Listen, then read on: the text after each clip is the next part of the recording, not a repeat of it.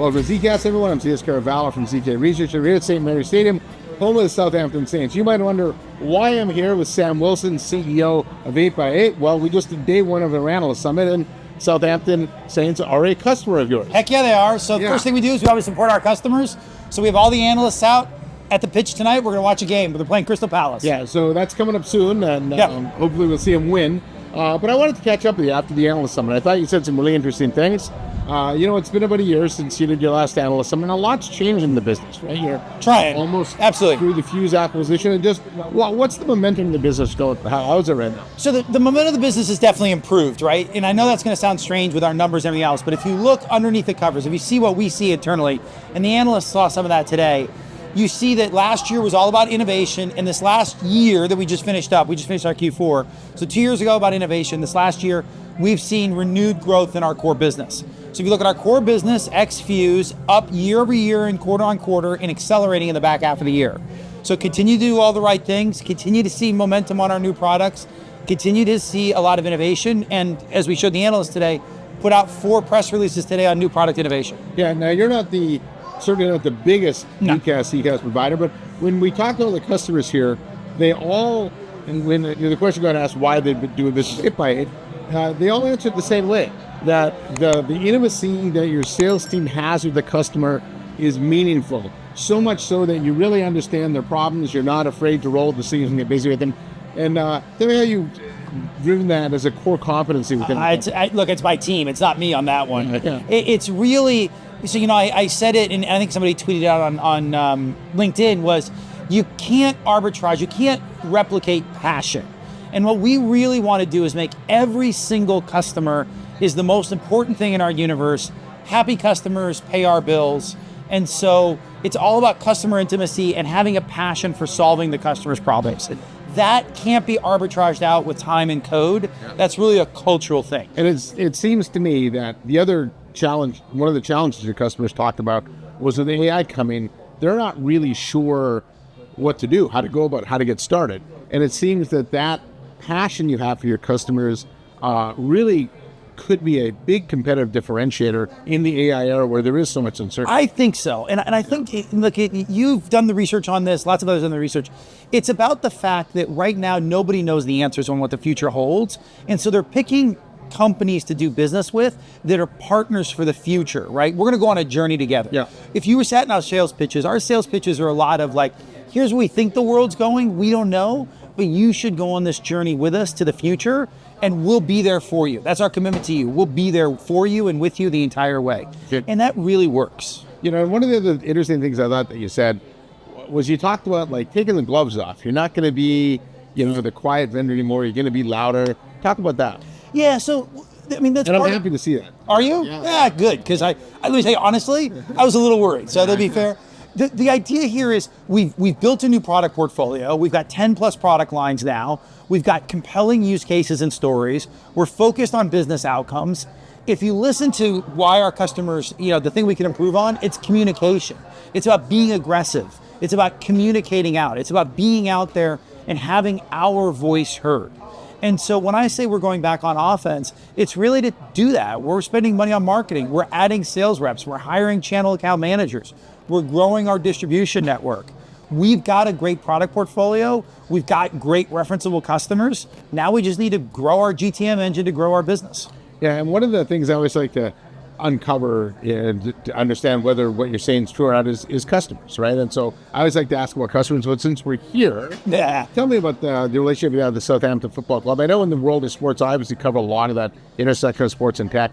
There are co-marketing relationships where you get to plaster your name up on the billboard and you're really not that part of the operations. But here it seems you really are a core component of their customer service operation. We got to know Southampton a couple years ago when they were in the Champions League. So they were in the league below the Premier League. And you got them promoted. Yeah, well, we played a very small role in that. And they wanted to digitally transform their business. So they wanted to add events stuff to it. They wanted to add other things to it. And they wanted to really grow ticket sales and season ticket sales, et cetera. And so we came in and really pitched them that.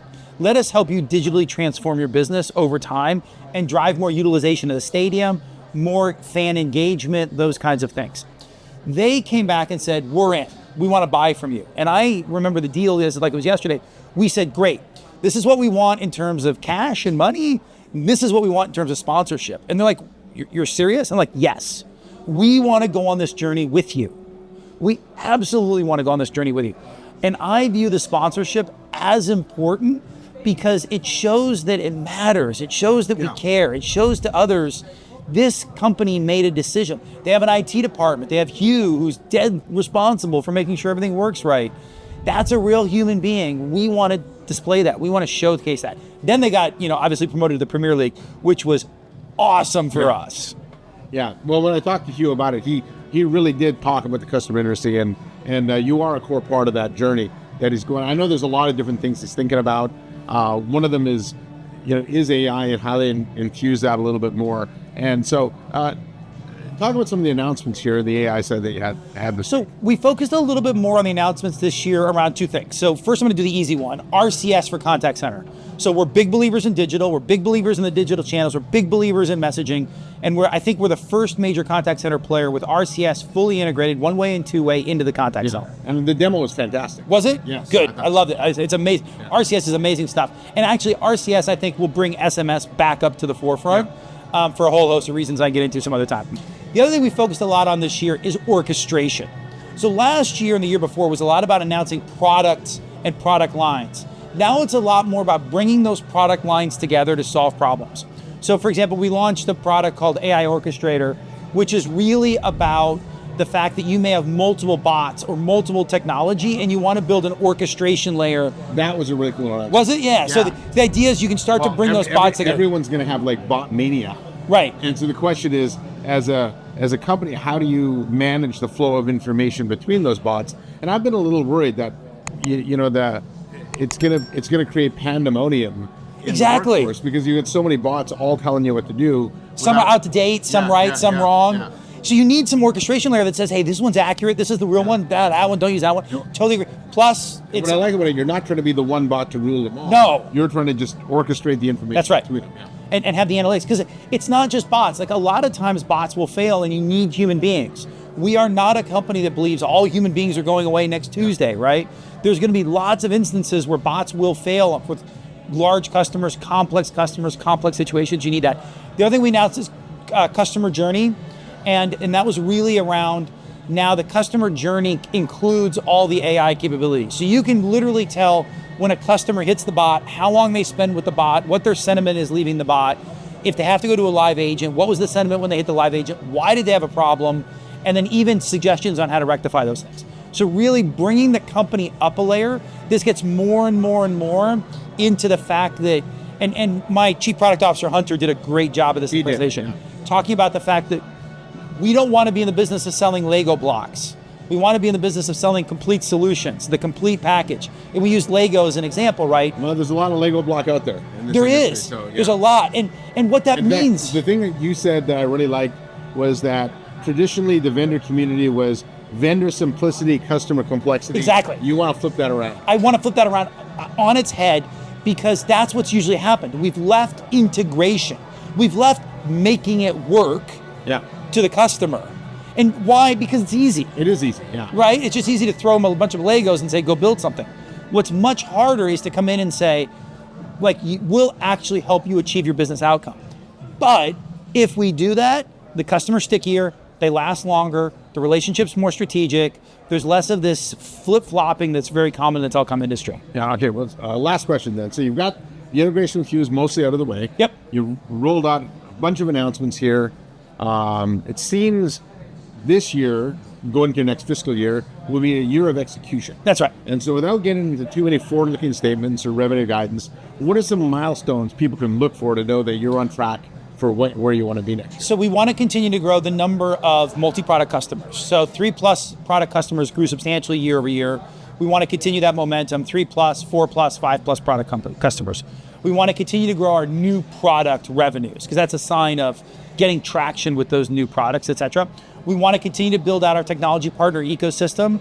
We're a real believer that business is a team sport, and we really need to work with our partners to deliver those business outcomes. So we'll continue. That's a big milestone, is that you'll see us continue to release things and then have 1 or 2 product lines we may push out this year that are a little bit more on the drawing board that we're super interested in. You'll see more of that. And then lastly, but it's what you said. The thing I'm most proud of is you'll just see more and more us talking about our customer successes. All right. Well, looking forward to seeing that. And so, Thank you so much. Yeah. And so appreciate the time. I guess we can, between now and next year when you do the Analyst Event at another customer, maybe at the Mercedes dealer. Yeah, so we're thinking about it. That'd be in Manchester. Yeah. It's LHS Motors, right? And we love those guys. And they're the largest sellers of Mercedes-Benzes in the world. And they have a big factory and have a big operation. They've been a customer for a while. Yeah. So, yeah. So Completely redid they digitally transformed auto sales. all right. Well, appreciate the time as always. It was a great set of announcements and great event. I'm looking forward to seeing the game. And to the audience out there, he asks great questions, so I thank him all the time. Thank you. So on behalf of Sam Wilson, CEO of 8x8 from St. Mary's Stadium, home of the Saints, I'm Zias Caraval from ZK Research, saying thanks for watching. Hit the subscribe button. We'll see you next time on the next episode of ZKast. Thanks.